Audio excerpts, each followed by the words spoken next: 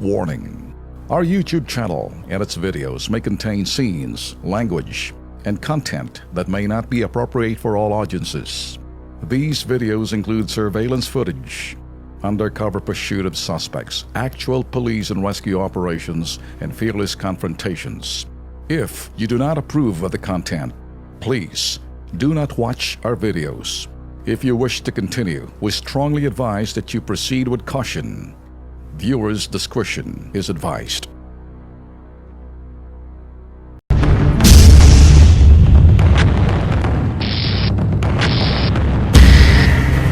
Nagtutulungan mo ako. Sana hindi ko lang po yung gagawin ng mga panonay. Tinatangka ko po sumigaw para nga po may makaalam sa ginagawa pero hindi na po umasigaw. Matawa po sila parang pilit pa yung tawa sa po nila. Hindi nila po ako tinulungan.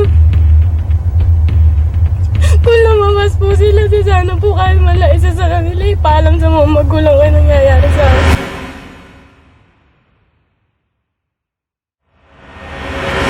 Alam mo yung principle of hot pursuit. Alam mo yung statutory rape. Alam mo pag ang suspect nandoon na, nakuha na, tapos ituturo na lang ng biktima, inaresto mo na, right on the spot. Alam mo yun, kinulong mo. Tapos i-inquest mo, walang bail. Kasi po sa ginawa mong kapalpakang kataruntaduhang katangahan, ikaw ang dahilan ng problema, ikaw ang salot, ikaw ngayon ang linta, ikaw ang lintek na ginawa mo nito. Sa akin po, ang buong katotohanan, ilalabas ko ang anak ko po at saka mga bata roon. Walang kasalanan. Nagkaroon lang po na pagkakataon na meron lang pong naunang pumunta kay Sir Tulfo. Ang pagkakamali ko lang, hindi ko naunaan si Sir Tulfo na puntaan. Bigay mo sa akin camera. Dito mo makikita yung katarantaduhan at akala ako'y makukumbinsoy na akala ko isang tangang reporter. Hindi ako reporter, investigador ako. Hindi pa ata nakakita ng tunay na investigador kung kaya't inaakusahan ako ngayon na bias. How dare this father of the suspect accuse me? Accusing me as biased. Masakit po din po. Ito ang tahimik na bayan ng Hermosa sa lalawigan ng Bataan. Sa loob ng Tagumpay Subdivision sa Barangay A. Rivera, may isang maitim na lihim na itinatagong ilan sa mga residente nito. Isang karumal-dumal na panggagahasa ng grupo ng kalalakihan o gang rape sa isang magandang 16 anyos na dalagita. Ang mga suspect, magkakamag-anak at ang kanilang mga magulang nagsasabwatan. Mapagtakpan lang ng huwag lumabas ng maitim na lihim na kanilang pilit na itinatago. Binaboy na nga ang pobreng dalagitang si Baby. Binababoy pa ngayon ang kanyang katauhan ng mismong mga magulang ng suspect. Sinisisi si Baby sa kanyang mapait na sinapit. Gusto nilang palabasin na isang pariwara ang biktima. Ito ang dahilan kung bakit inilalantad ng bitag sa buong bansa at isinisigaw sa buong mundo ang maitim na lihim na ito. Malalagay ngayon ang bayan ng Hermosa sa sentro ng kontrobersiyang ito. Sabado, 24 ng Hunyo, luhaang dumulog sa aming tanggapan ng mag-inang si Linda at si Baby. Isinumbong nila sa bitag ang mapait na sinapit ni Baby. Isang kanto lang daw ang layo mula sa kanyang bahay kung saan ginahasa si Baby. Bali magkakamag-anak po yung tatlong suspect na lalaki, pati ho yung babaeng nagpaalam sa kanya. Magkakamag-anak? Oo, magkakamag-anak po yan. Hindi niyo kaano mga suspect? Hindi ho namin kaano. Hindi ho. Hindi mo kilala? Kilala ko po sila pero hindi ko po sila kabati. Inaya na po ako magmerienda, siguro po mga 9:30 po. Tapos hanggang Ng gabi? Opo, mga 9:30 ng gabi. Alright. Kailan nangyari yung pangyayari ng panghali sa'yo? Hindi ko po alam na. Bakit pinainom ka rin? So anong oras ka nilang nakuha? Noon nga ho mag-aalas 4, nakuha namin siya. O di may Alas 4 madaling araw? Alas 4 ng madaling araw. Dahil may nag-text nga ho doon sa cellphone ng anak ko. Sabi, ka nandito. Doon sa bahay namin, kunin ninyo. Nagtataka ho kami bakit napunta doon. Nung pagkakuha ho namin, wala, ibig sabihin, wala na ho sa forma yung suot niya, yung bra niya, kalag na. Ang mga anak ko, inuwi lang namin sandali. Pinamedical na ho namin. Okay. Pagyari ho namin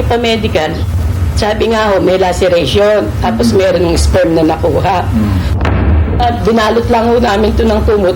Nagpunta ho kami ng munisipyo. Pinablatter ko nga po sa mga polis.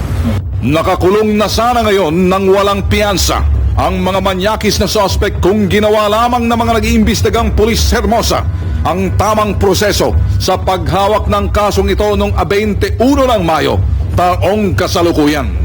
Maituturo ang sisi sa kapalpakan ni SPO4 Nicanor Leyva. Naniniwala ang pamilya ng biktima na maaaring sinadya ito ni Leyva upang maisalbang anak ng barangay chairman ng A. Rivera sa bitag ng kasong walang piyansa dahil minor de edad ang biktima. Wala pang 24 oras matapos ang isinagawang gang rape kay baby. Agad na dampot ang mga suspect na mga pulis at dinala sa presinto upang isa-isa sanang may turo ng biktima. Sa halip na ipalain na pa mga suspect at ituro ng biktima ang mga nanghalay sa kanya sa loob ng presinto, ang ginawa nitong si SPO4 Nicanor Leyva, pinayuhan ng ina ni baby na ipakasal na lang ang biktima sa isa sa mga suspect na anak ng chairman ng barangay na si Bok Santos na umano'y malapit kay Mayor Efren Cruz. Napag-alaman ng bitag na kamag-anak umano ng Hermosa Mayor Efren Cruz ang palpak na pulis na si SPO4 Leyva.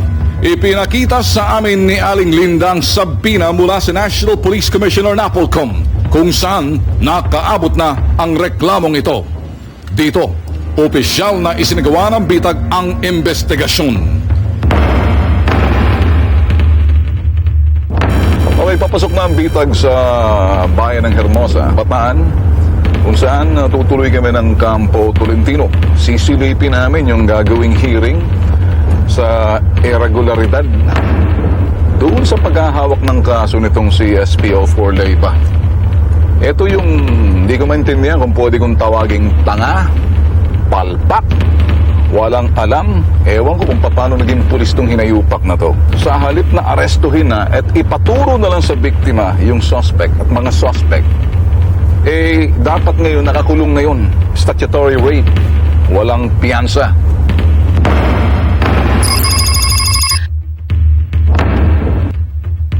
Pagdating sa Campo Tolentino ng Balanga, Bataan, agad nakaharap namin si SPO4 Leyva. Tinuro na ng magulang.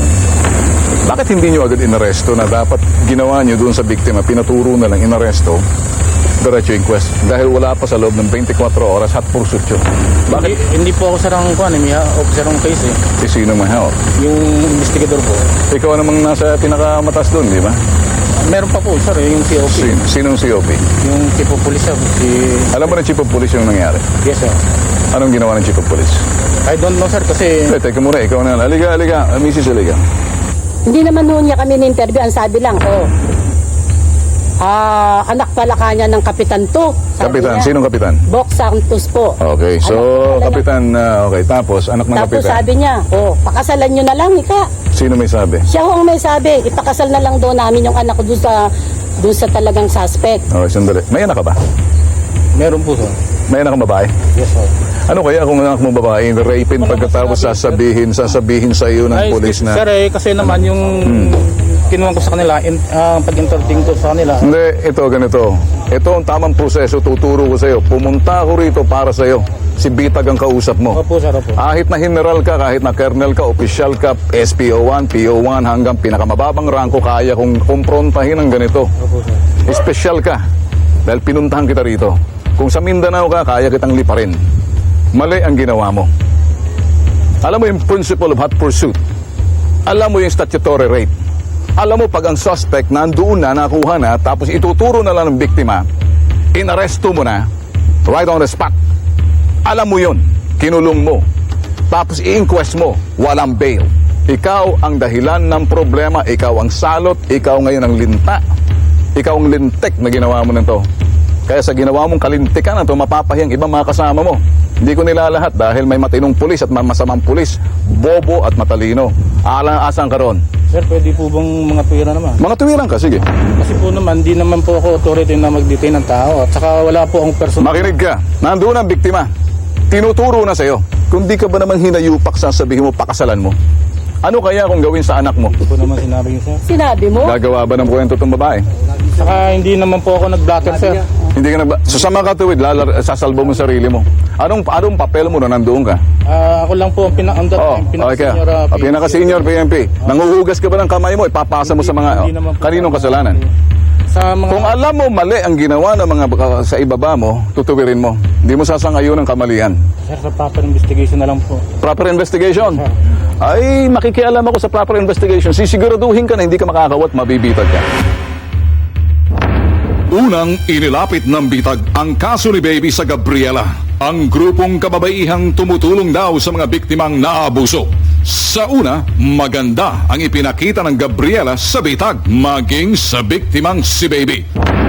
From day 1 na nangyari yun, up to nagmabaw ng nagrereklamo sila, pati yung process ng nagrereklamo, nakasama doon sa statement. Kasi kung ang laki ng kulang Doon nga, sana talaga eh. Kaya lang, kung ang habulin yung polis, kumbaga, sige, maganda naman talaga habulin yung polis, kaya lang, hindi sila yung gumawa eh. Kumbaga, itong mga salbahing content-rater na to, sila ang nang-rape eh. Tapos sila yung makakatakas. Sila yung mawawalan dahil sa simpleng negligence ng polis. Ang hirap nun. Ayusin na lang natin. Sana kung nagkamali ng una dahil tanga na, itutuwirin natin. Doon. Pero sa mga sumunod na araw, kaplastikan lamang ang aming nakita.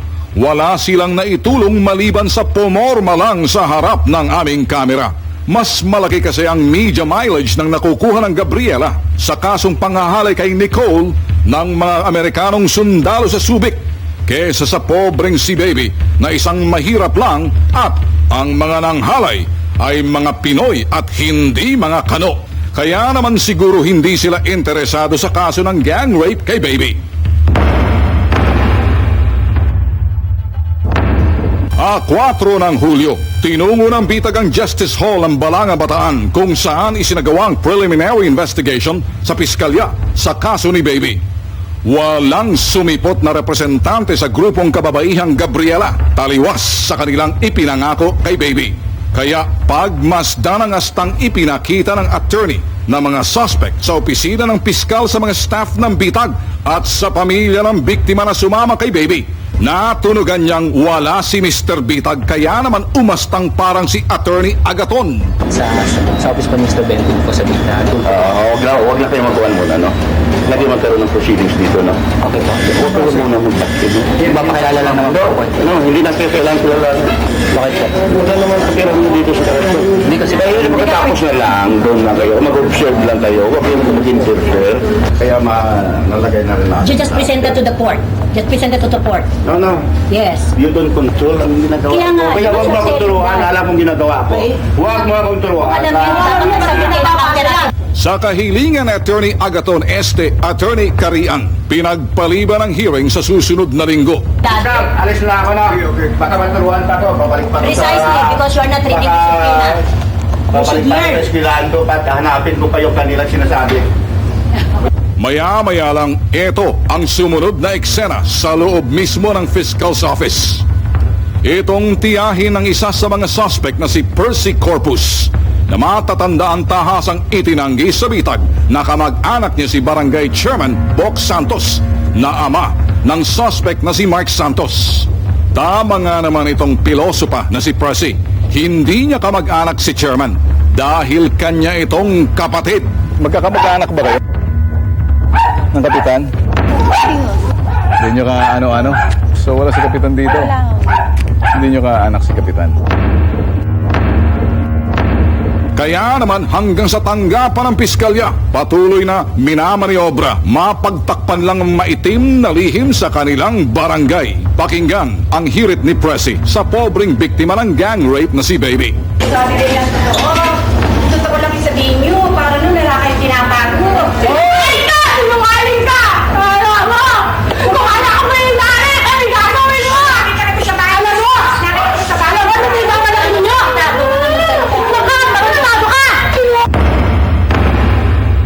Ni isa sa mga suspect kung saan dalawa rito ay nasa hustong gulang.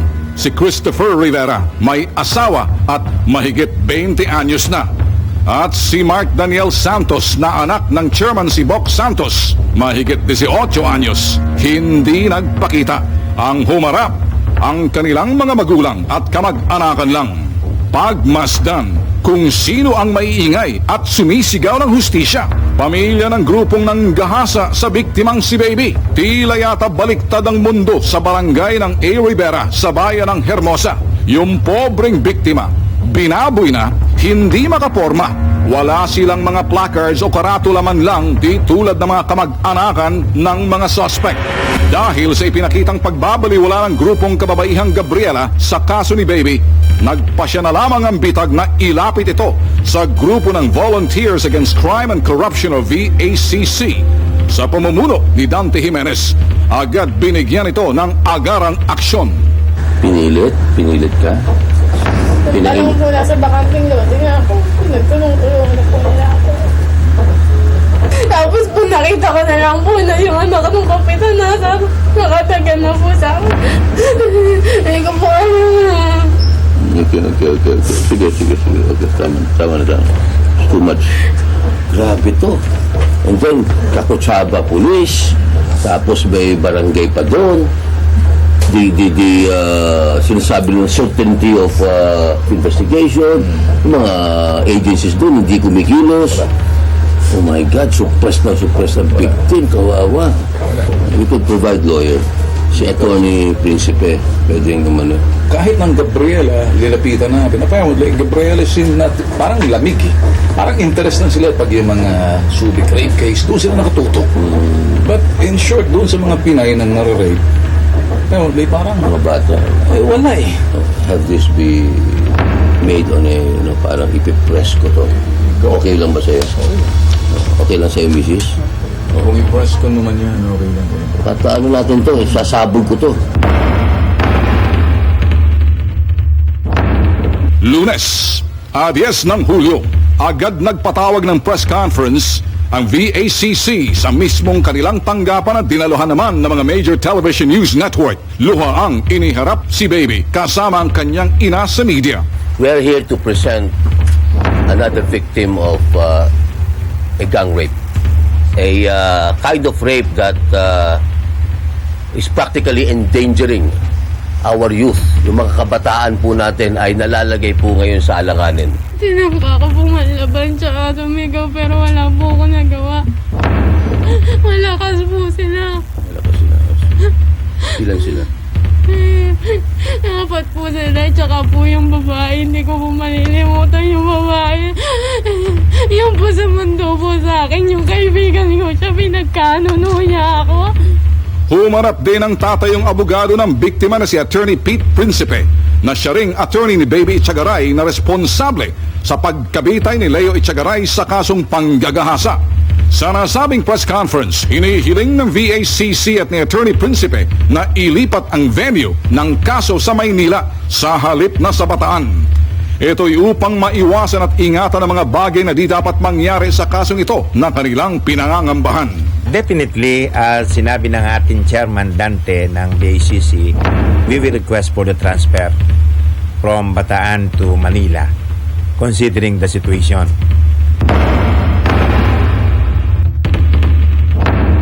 Martes, 11 ng Hulyo, tinungo ng bitag ang Balanga, Bataan. Pagdating namin sa Justice Hall ng Kapitolyo ng Bataan, agad naming namata ng grupo ng kamag-anak at mga supporter kuno ng mga suspect sa gang rape. Okay, nandito na ang grupo ng bitag sa Justice Hall ng Balanga, Bataan. Ito yung upang tingnan, silipin yung sinasabing gaganapin na second preliminary hearing. At ngayon, kasama na ang attorney si Attorney Principe ng VACC para sa biktima.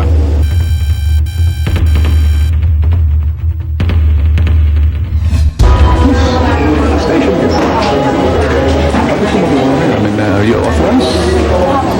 Do you have an ID? Hindi po. Hindi po okay. Do you know you have an ID? This is... sa media lang to eh. Etong problema rito sa hearing na to, ha?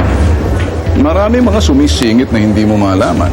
It's so hard to contain who's who, sinong lehitimo, sino yung mga hausyaw. Anyway, this is for the media, supposedly, but then again, may mga pumapasok dito na hindi mo malaman kung media nga o nagmimerong kumukuha lang. That's something that's supposed to be the media only. Hindi naman sila pinagbabawalan, but we're trying to make sure that this thing is covered rightfully, hindi para dun sa kapritsyo ng iba. Kaya sinisiguro lang ng bitag. Kaya nandito ang bitag, titingin ako. At ang sino ang mabibitag ko? So ang pumipitik-pitik. Mabibisto, mabubuking dito.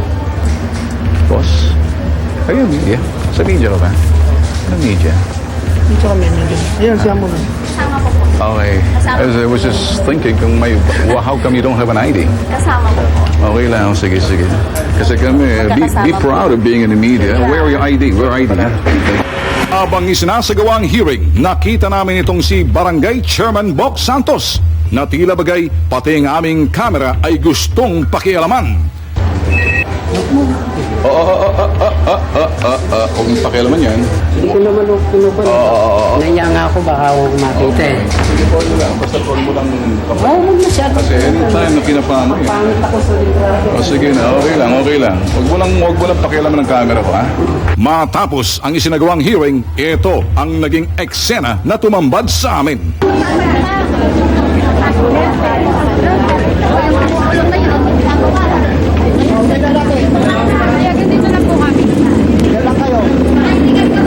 Para mabasa, baba. Pa, isa. Isa lang. Yung dilaw.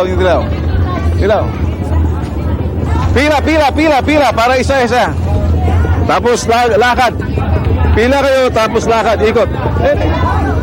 Straight line. Tulad ng inaasahan, may ginagampanang papel ang mga hinakot na mga rallyistang ito. Pagmasdang maigi, kanya-kanyang forma sa harap ng kamera. Ilan dito abay feeling pogi at kung todong isip pa, tila yata hindi alam ang kanilang ipinagrarally. Kita mo itong mga uto-uto na to. Makaharap lang sa camera. Ayan natin. O, pila. Mga uto-uto. Ayan, okay. Medal. Ba't akong ginakunan mo? Medal, ganito ka.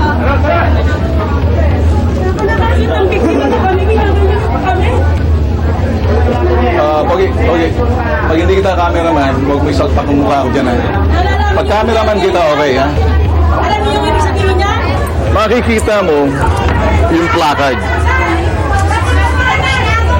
Sa placard, ewan ko kung sasabihin natin katarantaduhan o alam nitong mga bayaran na to, makonsensya.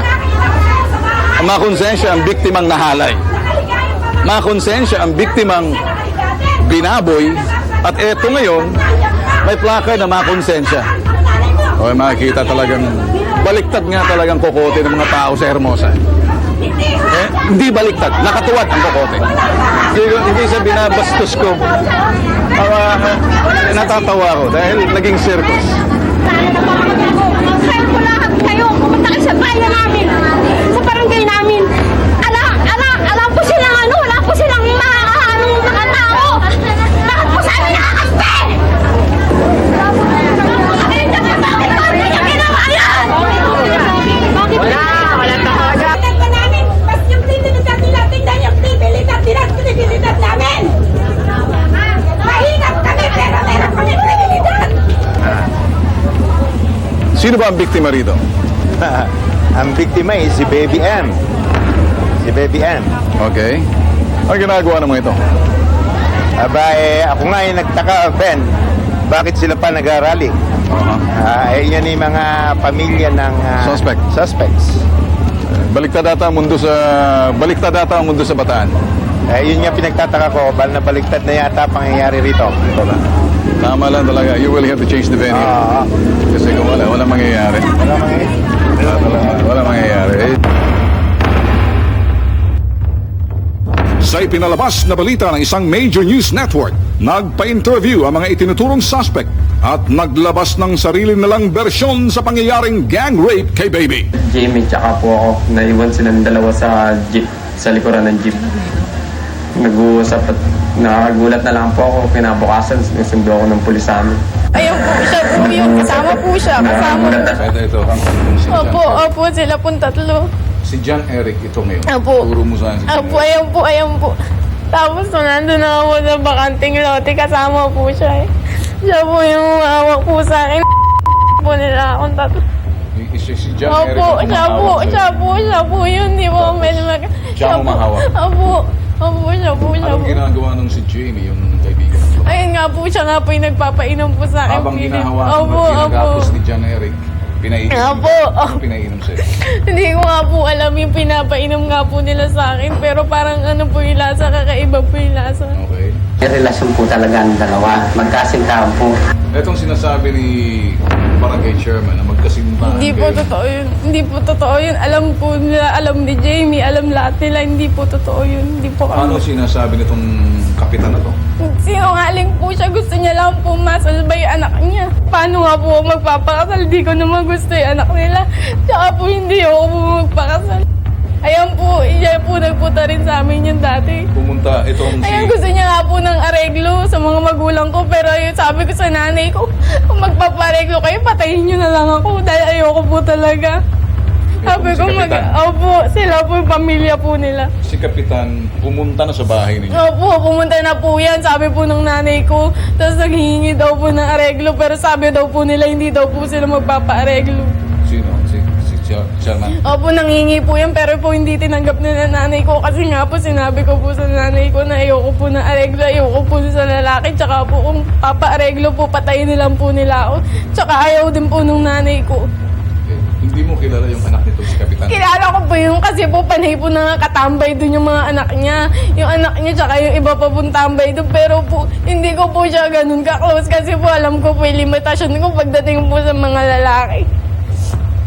So itong kapitan na to, anong pinagsasabi? Ewan ko po sa kanya, gusto niya lang po maisalba yung anak niya. Hindi naman po niya alam yung nangyari nung gabi na yun. Sinungaling po yan.